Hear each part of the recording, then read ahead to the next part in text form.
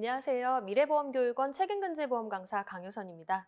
먼저 올해 힘든 여건 속에서도 공부하신 여러분들 수고 많으셨습니다. 그리고 합격하신 분들 축하드리고요. 또 아깝게 떨어지신 분들 다시 힘내라고 용기 드리고 싶습니다. 오늘 시간은 2021년도 손해사정사 시험 수험 설명회를 진행을 하도록 하겠습니다. 이제 처음 공부를 하시는 분들을 위해서 간단하게 책임보험의 학습 범위 그리고 기출이 어떻게 나오고 있는지를 좀 살펴본 다음에 저희 학습 계획에 대해서 설명을 드리는 시간입니다. 자, 저희 이제 책임보험은 이 피보험자라는 사람이 제3자에게 위법한 행위로 손해를 끼쳤을 때 그 손해를 금전으로 배상을 법률에 따라 하게 되는데 그럴 때 이 피보험자의 경제적 손실이 일어나겠죠. 그래서 그러한 경제적 손실을 평소에 보험 계약을 통해 계약을 체결한 다음에 일정한 이 보험 사고의 요건에 해당이 되고 또 보험 약관에서 정하는 지급 요건에 해당이 될 경우 보험자가 보험금을 지급을 하게 되는데 그렇게 되면 이 피보험자의 경제적 손실이 어느 정도 이제 커버가 되게 되는 거죠. 그래서 이 경우 이 피보험자들이 여러 사람들이 해당이 될 수 있는데 어떠한 시설을 소유한 피보험자일 수도 있고 또는 이제 의사나 병원이 피보험자가 될 수도 있고 뭐 간병 업무를 하는 간병인들이 피보험자가 될 수도 있겠죠. 그래서 우리의 학습 범위는 일단 이 피보험자와 제3자의 이 관계를 다루는 이 법률상 부분에 대해서 책에 이제 제일 먼저 학습을 하게 될 거고요. 그래서 어떠한 경우에 피보험자가 법률상으로 제3자에게 손해배상 책임을 지게 되는지 주로 이제 민법 그리고 특별법에 관련된 내용들을 전반부에서 학습을 하게 되시고 그리고 나서 이제 이 보험회사와 이 계약 관계이기 때문에 뭐 증권이나 이 약관 내용들을 그 이후에 살펴보게 됩니다. 좀 더 구체적으로 말씀드리면 우리 책에는 안에는 일반 제3자 배상 책임보험이 들어가 있고요. 또 그 이후 파트는 이 근로자 재해보장 책임보험이라는 파트가 있는데 둘 다 책임보험이게 되고요. 그래서 아까 말씀드렸던 대로 이 피보험자가 이 법률에 따라 법률상 책임을 제3자 또는 이 근제보험에서는 근로자가 되는데요. 법률상 책임을 지게 되면 경제적 손실이 일어나니까 그러한 경제적 손실을 보험회사에다 보험을 가입을 해놓는 거고요. 그러려면 보험 약관을 보게 되고요. 최종적으로 보험회사가 이 피보험자에게 보험금을 지급을 해야 되는지 또 지급을 하게 된다면 얼마의 보험금을 지급을 하게 되는지 이러한 내용들을 좀 살펴보는 과목이라고 보시면 될 것 같아요. 구체적인 내용은 본 수업 시간에 설명을 드리도록 할게요. 자, 2020년도에 기출을 잠깐 보고 넘어가실 건데요. 우리가 기출을 문제를 뭐 풀거나 이런 시간은 아니고 간략하게 어떠한 형태로 문제가 출제가 되고 있는지를 설명을 드리는 거고요. 구체적인 내용들은 이제 수업 시간이라든지 문제풀이 반에서 향후에 다뤄질 내용의 그 예상입니다. 자, 먼저 총 문항 같은 경우에는 이 사례 문제 3개, 그리고 이 서술하는 이 약술 문제가 4개에서 총 7문항이 출제가 되어 있고요. 또 최근에 이제 기출 트렌드인 이 문제를 가지고 좀 잘게 쪼개는 형태인데요. 사례 문제를 뭐 총 20점 이렇게 한 문제 주는 것이 아니라 뭐 5점, 10점, 10점 이렇게 해서 뭐 15점, 20점 이런 식으로 만들기 때문에 총 이제 세부 문항까지 따지게 된다면 13문항이 출제가 되었어요. 그래서 이 세부문항 같은 경우에는 뭐 최근 이제 3개년도 계속 13문항 정도씩 출제가 되어 있다라고 보시면 될 것 같아요. 자, 간략하게 말씀드리면 일단 난이도 같은 경우에는 좀 굉장히 이제 기본적인 문제들이 출제가 작년에 이어서 됐기 때문에 난이도는 하로 추정이 되고 또 계산형 문제 같은 경우에는 다 이미 학습을 했었던 이런 기본형 문제들이 출제가 되었어요. 자, 올해 좀 특징들은요. 좀 약술형 문제들이 좀 많이 예년도에 비해서 출제가 되었는데 그것도 주로 이 법 파트에서 출제가 좀 많이 된 게 특징이라고 보시면 될 것 같아요. 자, 조금 더 구체적으로 좀 점수에 대한 분석을 좀 해드리면 먼저 우리 시험 크게 이 약술형과 계산형 문제로 구분이 되어 있는데 이 약술형 안에도 이 배상 책임 파트가 있고 이제 근제 파트가 이렇게 들어가게 되고요. 또 이 안에는 이 법과 그리고 약관 이런 문제들이 들어가게 되는데 최근에 18년도부터 20년까지의 이 문제 그 배점들을 좀 살펴보면 주로 이제 배상 책임 부분이 아무래도 근제보다는 이 약관들이 좀 다양하기 때문에 점수들이 조금 더 높게 출제가 되고 있고요. 마찬가지로 계산 문제에서도 이 배책 부분이 이 근제 부분보다는 조금 더 좀 비중이 좀 높다라고 보시면 될 것 같아요. 자, 그래서 올해 같은 경우에는 이 약술형이 61점, 그리고 계산형이 39점에서 6대 4 정도로 기출이 되었는데, 원래 보통은 이제 계산 문제가 조금 더 비중이 높고 약술이 좀 비중이 낮다라고 일반적으로 생각을 많이 하시는데, 18년도에도 그렇고 올해도 그렇고 이제 약술의 비중이 좀 점차 높아지고 있는 것이 추세라고 보시면 돼요. 그래서 계산 문제만 이제 시험에 이제 닥쳐서 임박해서 계산 문제만 이제 집중적으로 공부를 하시는 분들이 있는데, 약술을 소홀히 하셨던 분들은 올해 시험에서는 좋은 점수를 내기 아마 어려우셨을 거예요. 자, 약술과 이제 계산 문제를 이제 혼합한 형태에서도요, 이 배책과 근제 부분 중에는 올해는 이 배책 부분이 좀 더 높게 이렇게 출제가 되었고, 작년 같은 경우에는 이제 근제랑 배책이 이렇게 반반 이렇게 출제가 되어 있어요. 하지만 전반적으로는 이 배상책임보험, 아까 말씀드렸던 대로 약관이 좀 더 다양하다라고 보시면 돼요. 그래서 이 배책 근제보다는 배책 부분이 좀 더 출제가 많이 되고 있다라고 보시면 되는데, 그렇다고 해서 이 또 근제 부분을 소홀히 하시면 안 되겠죠. 그래서 본 수업에서는 이 근제 파트도 다 비중 있게 다뤄드릴 계획입니다.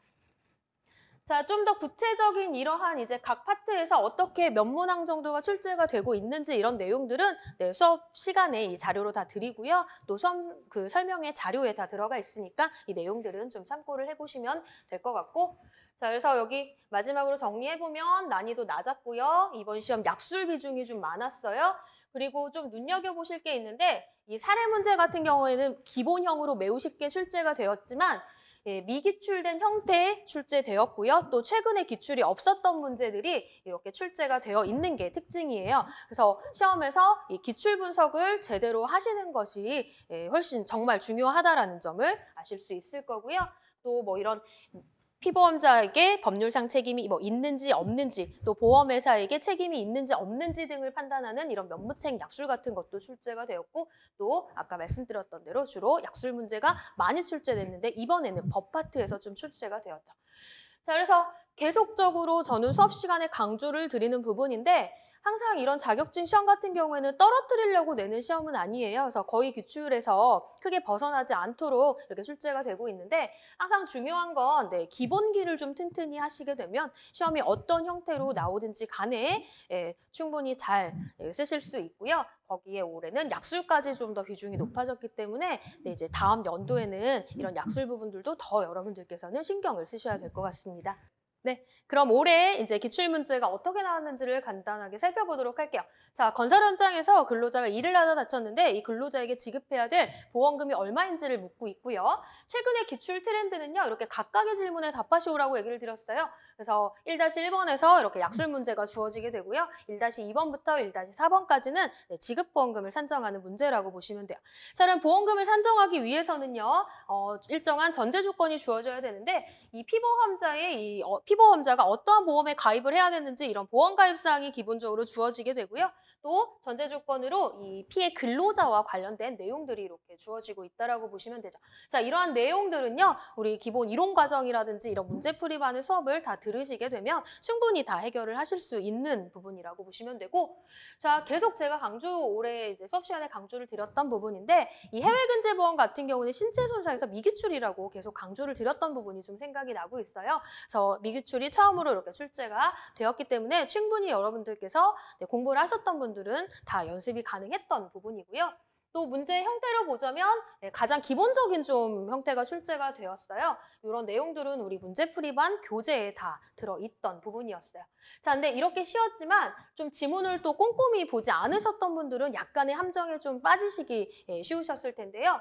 우리 근로자재해보장 책임보험 같은 경우는 이 피해자의 과실상계라든지 기왕증 상계를 적용을 하지 않는 보험이에요. 자, 그런데 여기 과실과 이런 부분들, 기왕증 이런 부분들이 나와 있다 보니까 그냥 이제 이런 부분을 꼼꼼하게 생각을 하지 않으시고 그냥 문제를 푸셨다라고 한다면 좀 함정에 빠지시기 쉬웠던 부분이고, 또 해외 근제보험 같은 경우에는 산재법 보상일수를 적용해서 계산을 하게 되는데 주어진 건 근로기준법의 보상일수예요. 그래서 이런 부분들의 함정만 제대로 캐치를 하셨다면 굉장히 쉬웠을 부분이라고 보시면 될 것 같고요. 자, 두 번째 문제 또한요, 약술 문제의 10점 10점 이렇게 주어지고 또 그걸 활용해서 이제 보험금을 계산하는 문제라고 보시면 돼요. 자, 마찬가지로 이렇게 보험 가입 사항이 주어지게 되고요. 또 피해자의 이러한 전제 조건들이 이렇게 주어지는 내용이라고 보시면 되죠. 자, 이 문제 또한요. 이걸 보험금 분담, 피보험자의 범위를 가지고 이렇게 문제를 푸는 이런 형태였는데 마찬가지로 기출 분석을 시행을 했었는데 이 기출이 나온 지가 좀 굉장히 오래됐던 부분이었고요. 또 일상생활이나 이런 가족 일배체, 이런 개인 배상 책임 같은 경우에는 한 번도 좀 출제가 되지 않았던 부분이라고 짚어드렸었는데 그대로 이렇게 문제가 출제가 되었다라고 보시면 되겠습니다. 자, 세 번째 문제 또한요. 각각의 질문에 지금 답하고 있어요. 그래서 약술하고 보험금을 계산하는 이런 부분들이고 그럼 마찬가지로 전제 조건들이 좀 이렇게 주어져야 되겠죠. 자, 그런데 이 사례에서는 피해자가 이렇게 2명이 다쳤는데 자, 이 피해자에게는 보상을 하는지 이 피해자는 보상을 못 받는지 이러한 면부책을 가리는 이런 문제들도 출제가 되었고요. 이런 문제들 또 복합장애를 산정하는 문제들 이거 기본적으로 전부 다 정규 과정에 다 문제를 풀어봤던 부분이라고 보시면 돼요. 그래서 충실하게 기본 이론, 문제풀이반, 그리고 모의고사반을 다 이렇게 꼼꼼하게 공부를 하신 분들은 정말로 계산 문제는 되게 굉장히 수월했던 부분들이었다라고 보시면 될 것 같고 또 약술 문제 또한 이 문제풀이반 교재라든지 우리 기본서에 그대로 정리가 되어 있던 부분들이 출제가 되었다라고 보시면 되죠. 자, 그래서 중요한 점은 어쨌든 이 기본서와 이러한 문풀이라든지 정규 이론 과정들을 정말 기본에 충실한 수업을 진행을 해드릴 거고 여러분들 또한 이 기본기를 간과해서는 절대 안 된다라는 점을 다시 한번 생각을 하시고 2021년도를 대비를 하셨으면 좋겠습니다. 네, 그럼 2021년도에는 어떻게 준비를 하셔야 되는지를 좀 설명을 드릴게요. 자, 먼저 출제 경향은 약수형과 사례형인데 원래 사례형이 조금 더 비중이 높았다라고 말씀을 드렸지만 이제 최근에는 약술 비중 또한 만만치 않기 때문에 골고루 이렇게 준비를 해주시면 좋을 것 같고 또 배책과 이 근제 파트 중에서는 약관의 다양성 때문에 아무래도 배책 부분이 조금 더 출제 비중이 높은 편이라고 보시면 될 것 같아요. 자, 그럼 어떻게 공부를 하셔야 되는지를 설명을 드릴 건데 가장 중요한 건 저는 기본기라고 얘기를 드리고 있어요. 이 기본기가 튼튼하면 시험 문제가 어떻게 나와도 잘 대처를 하실 수 있겠죠. 자, 우리 책임근제는요. 가장 중요한 건 이 체계 정립이 제일 중요한데요. 이 책임근제의 체계 정립을 처음부터 제대로 하지 못하면 이거 산으로 간다라고 많이 얘기를 하세요. 그렇지만 이 부분을 가뿐히 이렇게 잘 이해를 하고 넘어가시면 제일 재미있고 또 실무에 들어갔을 때 가장 직접적으로 쓰일 수 있는 과목이기도 하고 또 빠르게 이 정복이 가능한 부분이라고 보시면 될 것 같아요.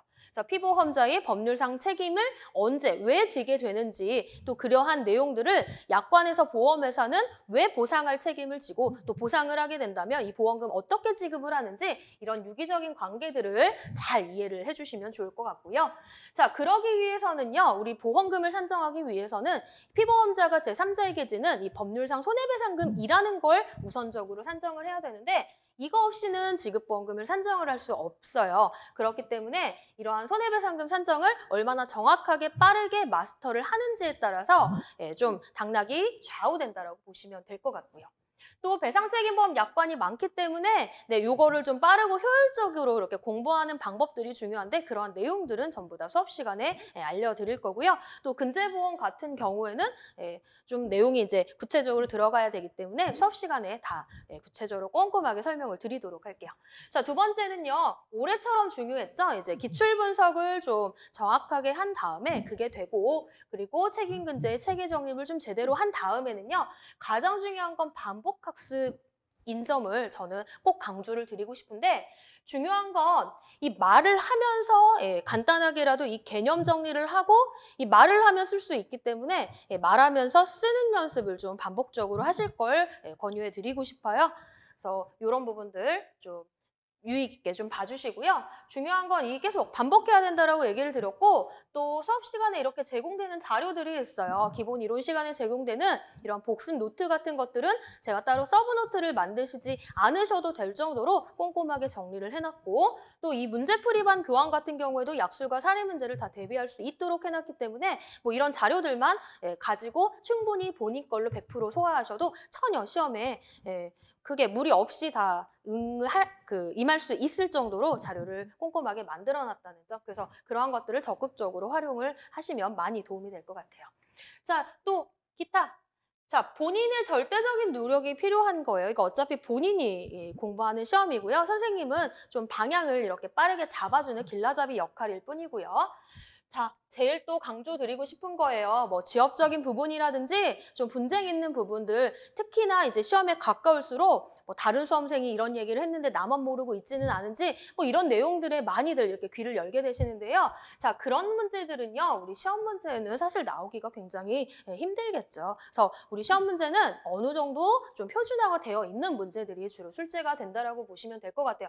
그리고 중요한 건 본인이 가지고 있는 자료나 본인이 공부한 내용도 100%를 이해를 하지 못하고 소화를 하지 못하면서 남의 얘기에 귀 기울일 필요는 전혀 없다라고 보시면 돼요. 그래서 본인이 가지고 있는 자료 그리고 본인이 이 공부한 것만이라도 100% 확실하게 소화를 하신다면 전혀 시험에 어려움 없으실 거니까 이런 부분들 꼭 기억을 해두셨으면 좋겠어요.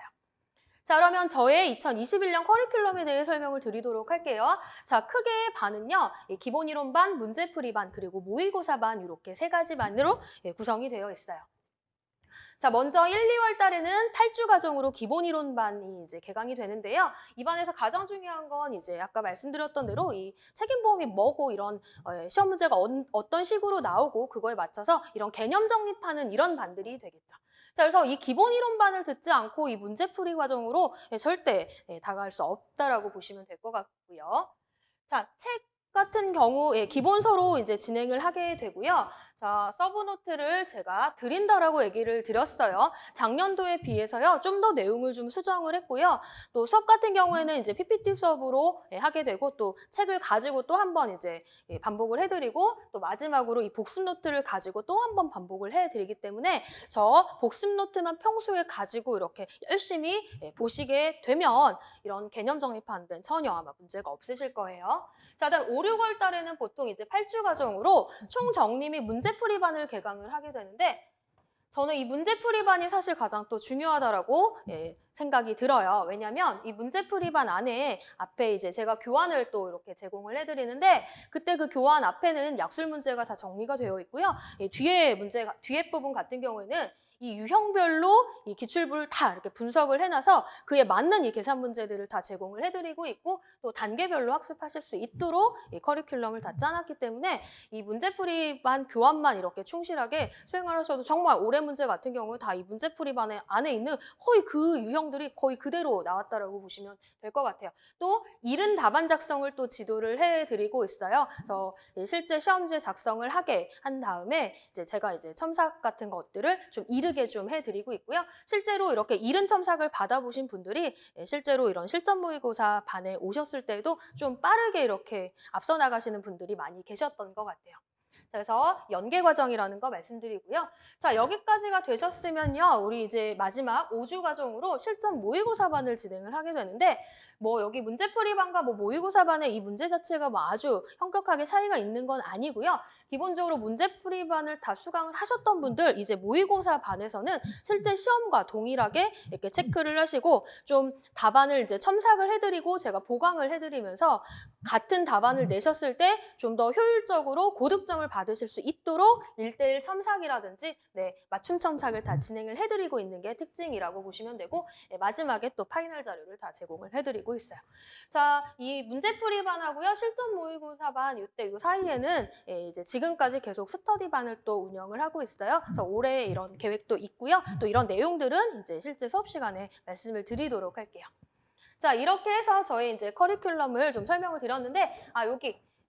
자, 3월 달에는 보통 이제 4주 과정으로 이 유해생분들을 위해서 좀 답안 작성반을 이렇게 운영을 하고 있어요. 그러니까 마찬가지로 별도의 자료로 강의를 진행을 하게 되고요. 뭐 문제와 뭐 약술, 풀이 같은 것들을 같이 진행을 하고 있어서 뭐 이 기간에는 이제 1차 시험을 보시는 분들 같은 경우는 듣기가 힘드시겠지만 좀 기본적으로 유해생분들은 좀 시간이 좀 많이 있어서 그 공백기 때 이런 수업들을 좀 들어보셔도 좋을 것 같습니다. 자, 올해도요, 최선을 다해서 또 열정 있는 강의로 여러분들을 뵙도록 할 것을 이제 약속드리고요. 저와 함께 하시는 모든 분들의 합격을 위해서 저 또한 올해 열심히 달려보도록 할게요. 짧지만 본 수업 시간 때 구체적으로 설명드리도록 할게요. 수업 시간 때 뵙겠습니다. 수고하셨습니다.